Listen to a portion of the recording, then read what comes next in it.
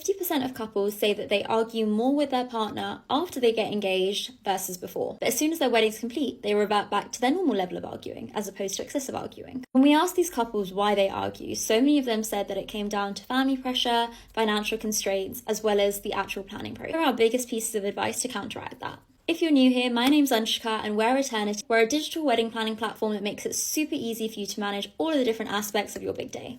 Number one, when it comes to family pressure, I would actually add social media pressure into this as well. I think when you're engaged, there's so many different types of pressure that you face without even realizing. The biggest way to counteract this is to sit down, you and your partner, as soon as you get engaged, and discuss all of your non-negotiables and make sure you're on the exact same page about what kind of wedding you want. Now, it doesn't mean that you both need to necessarily agree about everything, but you and your partner need to understand what it is that's most important to either of you. Make a list of the 3 non-negotiables for you and the 3 non-negotiables for your partner. Equally, you want to talk about all of those things that you know will come up down the line when you sit together with your families. So for example, guest list size, how big or small do you both want your weddings?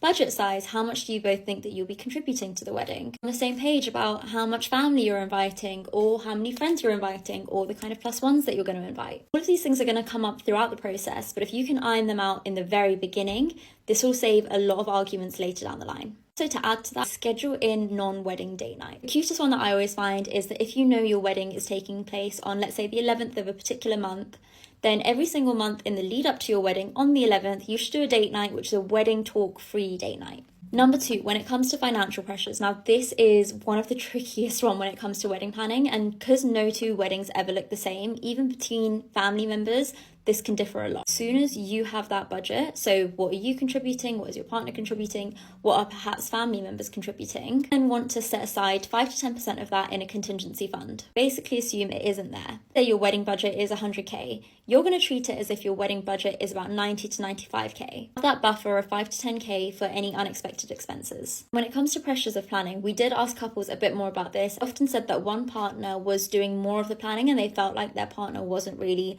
pulling their weight. There's so many ways of overcoming it. One that we saw recently was using a joint email address and make sure that both of you have that email address on your phone. Second one is the problem that we're trying to tackle here at Eternity. Basically have a collaborative/shared planning portal. Your partner can both log on to this one portal and view all of your different information, from how much you're spending through your budget tracker, or checklist items, because you can delegate tasks to each other, as well as deadlines, as well as just being on the same page about suppliers. If there is one particular partner who is liaising with a certain supplier, then the other partner is often in the dark. It can be little things like the notes or the payment schedules. If you are getting married, hopefully these helped.